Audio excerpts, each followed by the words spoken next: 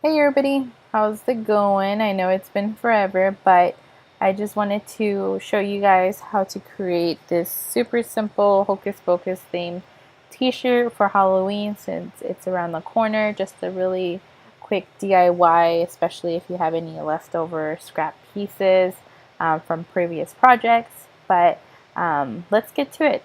I'll go ahead and scroll down here below. So, alright, I actually bought this image from an Etsy seller, which it was super inexpensive, I believe about $2, and I'll go ahead and link all her information down below and the link itself. But as you can see, it actually came with the silhouettes of the clothing as well. I went ahead and removed that, as you can see from this top picture, and I added a few things as well, such as the lips and then the moles, of course. But in order to do that, really easy. Once we have the image uploaded, I just went ahead and ungrouped. And then from there, as you can see, I'm able to either make the images bigger, smaller, with the exception of this one. This is actually attached to the whole thing, but I'll just go ahead and delete this. And like I said, if you have the colors, by all means you can do it. This is just how I did it since I didn't have the colors that I needed, but I'm going to go ahead and delete that. With these images, since it won't let you contour either or ungroup it because they are welded together, what I typically like to do if I need to modify is just get any shape.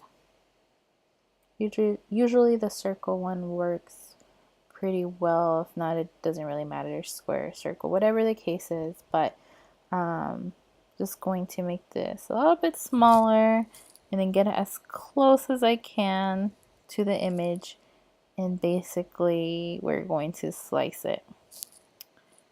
So it doesn't have to be perfect. I just like to get as close as I can so that way it doesn't look odd or anything. So once I have that as close, you get those two together, and then you basically hold down the shift, and then you click on both the images, hit slice, and as you can see, it literally sliced it like I said before, it's kind of like a cookie cutter where you literally get the image and it slices it. So as you can see, it took it off. You can't really tell that much that something was there, but once you remove that, you can just delete those. We'll zoom out. And just to get a better idea, I like to change the colors of these as well so that way you can get a better idea what it's going to look like. So I'm going to go ahead and change that to black, this one to orange, and then this one to yellow for blonde. Alright, and then one thing that I wanted to add just because I felt like it was a little bit too plain were the lips. So I just went onto Google and I Google searched free lip clip art, which then I uploaded on here, which is going to be this image. Insert image. And the one thing that I hate about Cricut is that it always has the images up top. Who else thinks that's a big struggle when you upload something? It would be nice if it could just upload it to where you're working at. But anyway, so I'm going to go ahead and duplicate this 2 times. I'm going to change the color to red.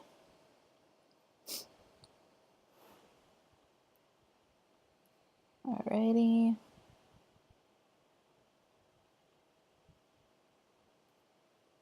And then scale these appropriately.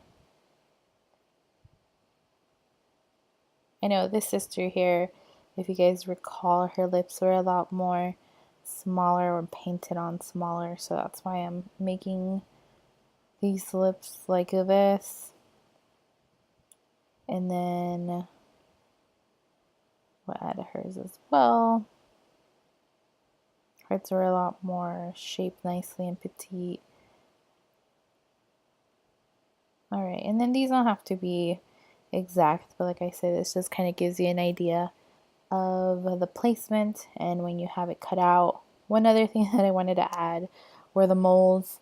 This sister right here had her mole more closer to her nose, and then hers was on her underneath her lips, closer to her chin. So what I did is I just literally used a period and then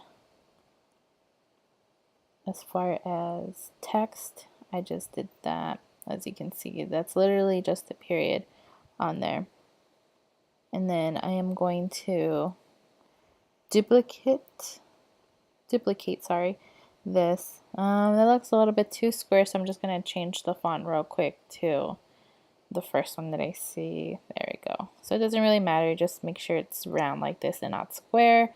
Let me get rid of that. We'll delete that, duplicate that, and then we'll bring these down below. And like I said, her mole was more towards her nose, and then we will scale that a little bit better, probably maybe around there. You can just eyeball it where her nose would be.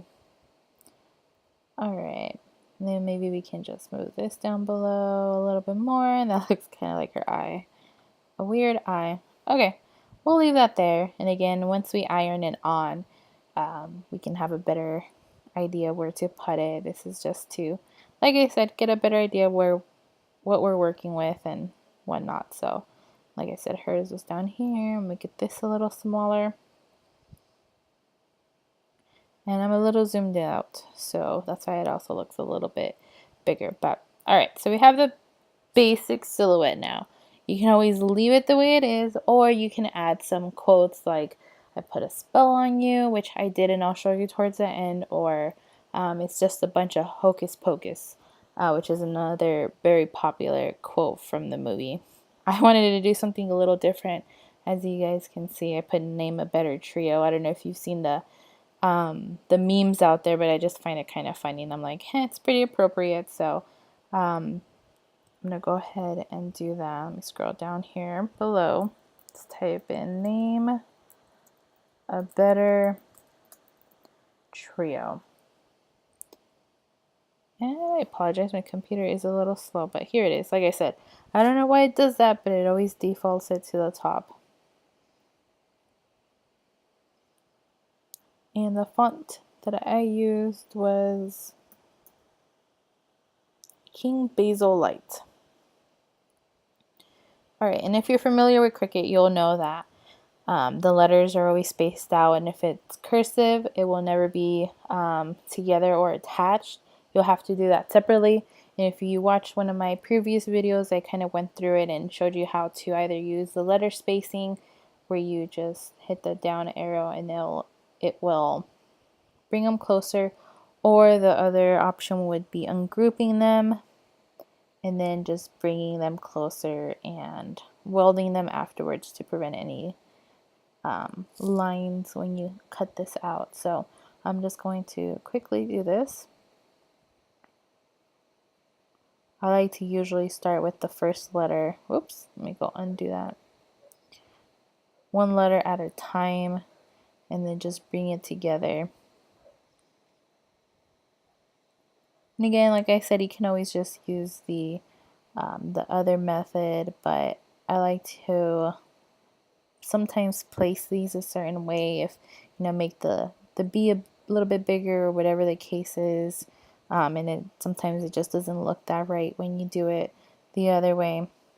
And then whenever you have stuff like this where it doesn't have that little leg at the bottom to connect it, what I like doing is just zooming in as much as I can just to get it right on point, which that looks pretty decent.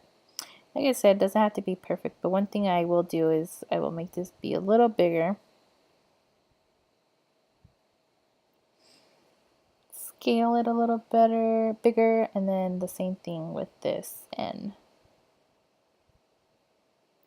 And one thing I never realized, because I used to just attach and unattach them, and then I realized it's better to use the group and ungroup, because if you want to, you can always change the font if you do ungroup, and you can always change it to anything else. Like let's say if you want to use a different kind of cursive and you don't really like the one that's being used, you can change it to something like this and then attach it. So that's kind of one of the cool things about using the ungroup versus the attach and unattach.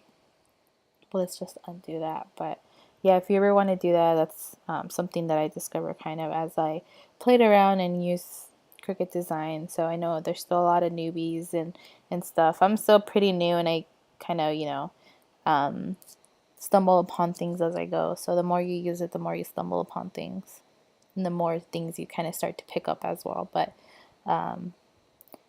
like I said, I'm just gonna make this a little bit bigger. All right, name a better trio. A lot of the times the memes said, name a better trio, I'll wait, but I'll just leave it at name a better trio. Another thing that I like to do as well after I go in, and if I'm satisfied with it, I just go in and weld. But if I want to make it bolder, another cool thing that I like to do is to duplicate it and then put it right on top and then weld it again. Oops, I want to weld. And then we'll weld this. But let's say you want to make it a little bit more bold, and for some reason not all fonts will have the bold option, or as you can see, this one's already pretty bold, but you can duplicate it and then just overlap it to where it looks unnoticeable that you're overlapping them, because sometimes if you don't do it right, as you see, like you'll see the edges on here that it's being overlapped. So you just want to get it as close as possible to where it'll make it a little bit thicker, but you won't be able to notice it. And sometimes some of the fonts are pretty inevitable when it comes to that, and you'll notice it, but it's not a really big deal. So as you can see, I'll weld, and it makes it a little thicker. Sometimes it just looks a little bit better depending on the font. But I'll do that to all of them. I just like that look a lot better. And then you have to just take your time sometimes and play with it a little until it looks good. But once you start doing this, you'll be a pro at it, and it will take just seconds.